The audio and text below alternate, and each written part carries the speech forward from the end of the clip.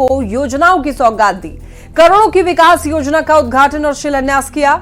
CM Hemant Soren ने सबसे पहले सिद्धो कान्हू की प्रतिमा पर माल्यार्पण किया। इसके बाद कार्यक्रम स्थल पहुंचे और वहां पर मौजूद लोगों से मुलाकात की। फिर मंच पहुंचे और जनसभा को संबोधित किया। देखिए, आपको बता दें कि इस दौरान कल्पना सोरेन भी मौजूद रहीं।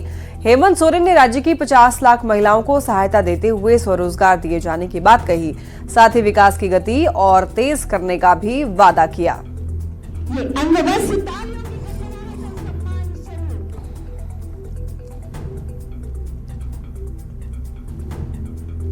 रोजगार उत्पन्न कर पाए,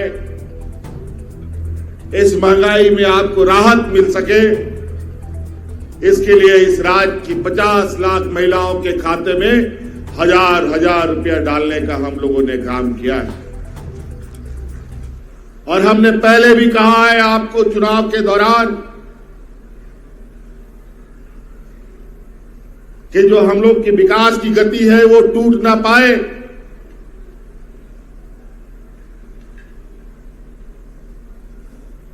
और ये तभी संभव था जब दोबारा आपका सरकार बनता और आप लोगों ने फिर से अपनी इस राज्य का हौसला, इस राज्य की एकता का परिचय देते हुए पुनः अपनी सरकार को चुनने का काम किया। और जो सर्वांगीण विकास की गति थी वो अब घटेगी नहीं बल्कि और तेजी से चलेगी। और एक बड़ी खबर है रांची से। देखिए, मंत्री बनते ही चमरा लिंडा एक्शन में दिख रहे हैं। छात्रों के बीच बांटे गए साइकिल का उन्होंने निरीक्षण किया और साइकिल चलाकर के खुद भी उन्होंने देखी, गुणवत्ता की जांच की। और इसके बाद मंत्री ने कहा है कि किसी भी तरह की परेशानी स्टूडेंट को नहीं होनी चाहिए। समय पर साइकिल वितरण और गुणवत्ता युक्त साइकिल वितरण का लक्ष्य विभाग को दिया गया है। इसीलिए वो खुद जो बच्चों को साइकिल मिली है वो चलाकर उन्होंने देखी और उसके बाद उन्होंने गुणवत्ता के बारे में बताया। तो आपको बताते चलें कि एक्शन में दिख रहे हैं चमरा लिंडा और मंत्री ने कहा है कि किसी भी तरह की परेशानी स्टूडेंट को नहीं होनी चाहिए।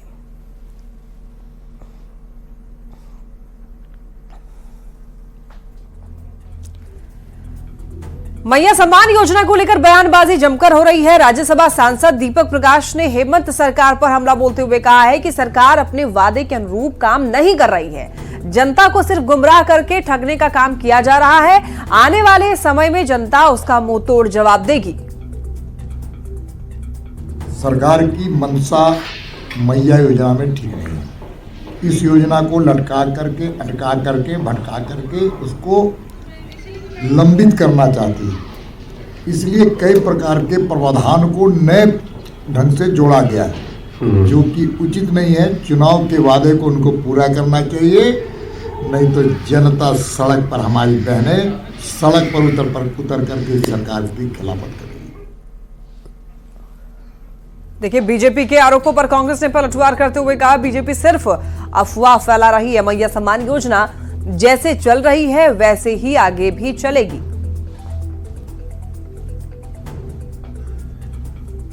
धर्म फैलाने में, झूठ बोलने में महारत हासिल की हुई है। कहीं मैया सम्मान योजना नहीं रुकेगी। मैया सम्मान योजना जिस रफ्तार से चल रही है उसी रफ्तार से चलेगी। तो इसमें सरकार ने संजीदा होकर के यह कहा है कि वैसे लोगों को हम चिन्हित करने का काम करेंगे जो इनकम टैक्स पेई हैं और वो लोग 1000 रुपया मैया सम्मान योजना का ले रहे हैं। तो जेएसएससी सीजीएल परीक्षा मामला जो है वो तूल पकड़ता जा रहा है। पूरे मामले पर जेएसएससी सचिव की प्रेस कॉन्फ्रेंस हो रही है। सीधे लिए चलते हैं।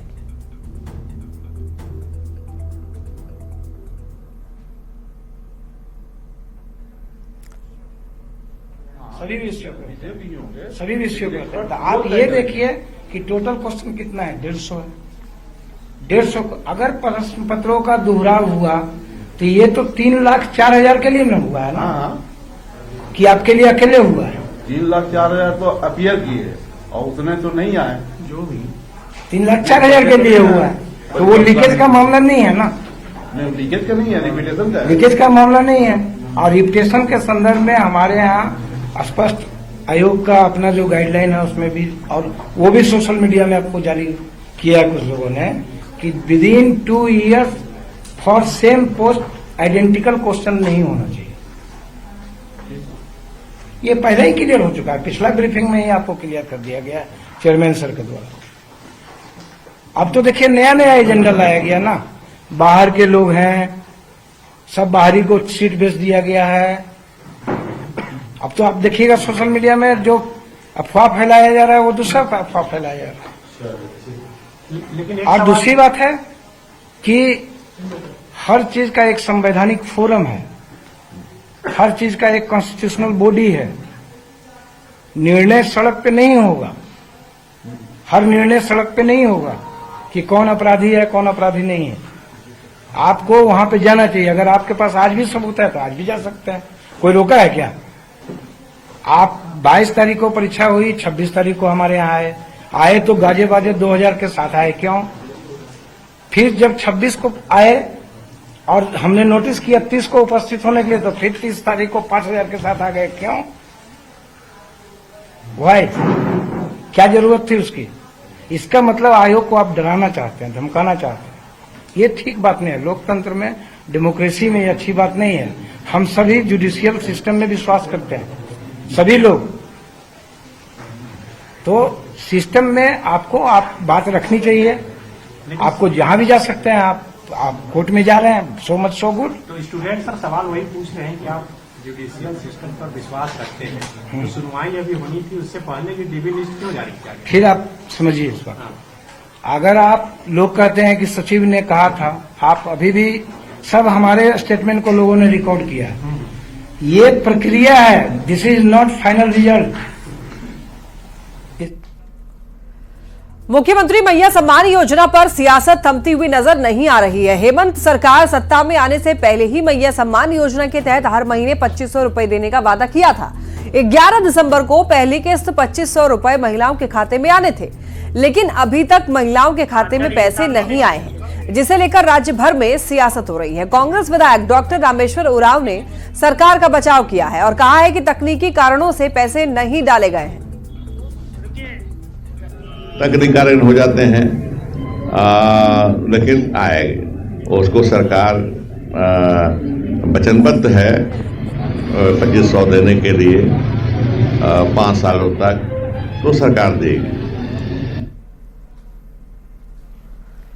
खबर चाईबासा से, जहां पर सांसद जोबा मांझी ने गोईलकेरा और गुदड़ी क्षेत्र में शांति बहाल करने और विधि व्यवस्था के लिए डीसी और एसपी के साथ चर्चा की। उन्होंने क्षेत्र के लोगों को भी शांतिपूर्ण माहौल बनाए रखने की अपील की। गोईलकेरा में डीसी, एसपी और क्षेत्र के लोगों के साथ बैठक भी की।